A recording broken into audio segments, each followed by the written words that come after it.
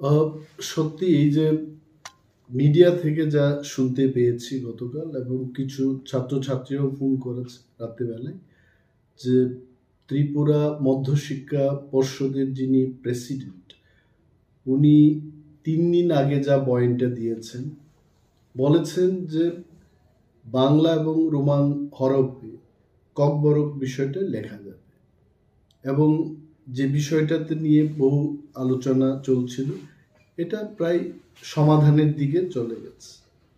হঠাৎ করে উনি নাকি গতকাল বয়ান দিয়েছেন যে ওনার করার কিছু নেই, এবং বাংলা স্ক্রিপ্টেই ককবরকটাকে লিখতে হবে। উনি যে এই ইউটার্নটা নিয়েছেন, ইট ইজ দুর্ভাগ্যজনক। এবং আমি মনে করি পার্সোনালি, আগেও বলেছি, যেটা আমাদের রাজ্যের আইন শৃঙ্খলার অবনতির একটা কারণ হয়ে দাঁড়াতে পারে। ককবরক বিষয়টা আজকে থেকে 17-18 বছর আগে যেভাবে চলছিল, বাংলা এবং রোমান হরফে এটা লেখা হতো। হঠাৎ করে এইবার রোমান হরফে লেখা যাবে না, এই বিষয়টা কিন্তু এটা এখানেই থেমে থাকবে না। এবং আমি কেন বলছি বারবার যে আইন শৃঙ্খলার অবনতি হবে, student community will come up with agitation. আন্দোলন হলে কি হবে? স্ট্রাইক হবে, বন্ধ হবে, এক জায়গার মানুষ অন্য জায়গায় যেতে পারবে না। ব্যবসা বাণিজ্যের ক্ষেত্রে, মানুষের দৈনন্দিন জীবনে এটা কিন্তু তার একটা এফেক্ট, ব্যাড এফেক্ট চলে আসবে। তো আমি as a leader of opposition এখনো বলছি যে এই বিষয়টাকে মাননীয় মুখ্যমন্ত্রী, যিনি ওই দপ্তরেরও মন্ত্রী, ওনাকে দেখা উচিত। No one should play wrong politics with this. কারণ দিনের শেষে আমি বলছি একটা কথা, যে কিছু একটা যদি হয় ত্রিপুরাজ্যে, the first man who will be blamed is CM doctor Manik Shah.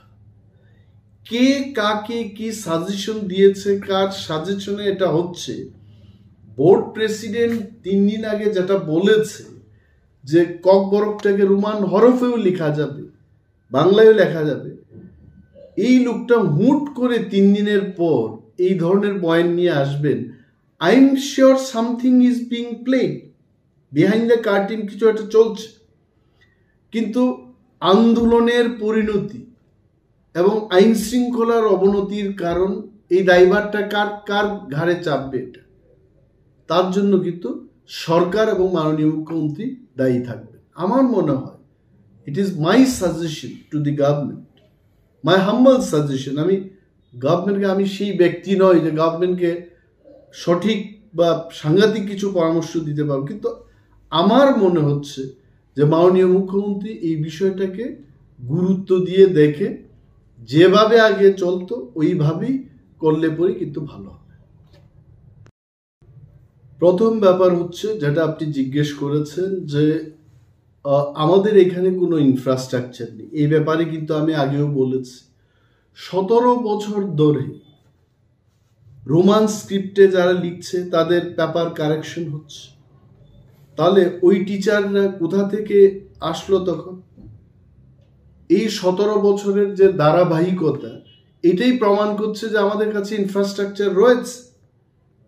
এবং ত্রিপুরায় এমন কোনো টিচার নেই, আমি দায়িত্ব নিয়ে বলছি, ত্রিপুরায় যারা পড়াশোনা করছে টিবিএসসি থেকে, ক্লাস 1 থেকে এবিসিডি পড়ানো হয়ে থাকে, রোমান স্ক্রিপ্ট কেন জানবে না? 1 নম্বর। 2 নম্বর, এই যে সিবিএসসির লেটারের অপেক্ষায় আছেন এবং সেই কারণেই টিবিএসসি সিদ্ধান্ত নিতে পারছে না, উনি এটাই তো বলেছেন। My question to the board president is TBSC running on the instruction of CBSE? TBSC is a state subject, এটা রাজ্য সরকার কর্তৃক নিয়ন্ত্রিত।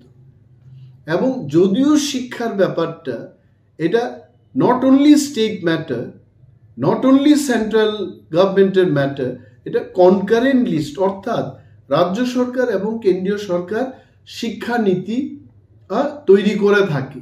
Both the government, they consult each other and do, but Kokborok being the language only in Tripura, এই ব্যাপারটা কেন্দ্রীয় সরকারের চাইতে রাজ্য সরকার আরো ভালোভাবে বুঝছে, এবং ককবরকটা তো আর কোথাও করা হয় না।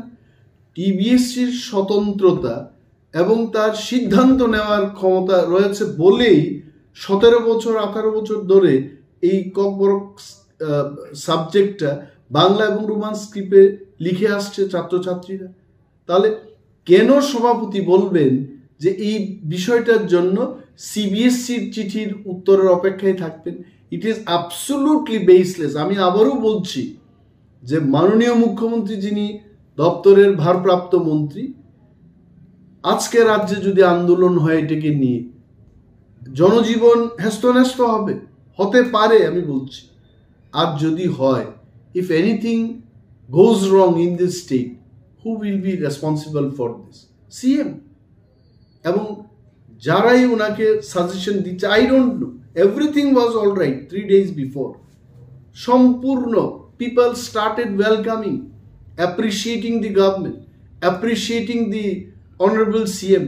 হঠাৎ করে এই জায়গায় আবার ওনারা চলে যাবেন, এটা কিন্তু দেখার ব্যাপার আছে। My appeal, my humble suggestion to the government is, আগের যে প্রথা ছিল সেই প্রথাটিতে চালু থাকুক, এটাই আমার বক্তব্য থাকে।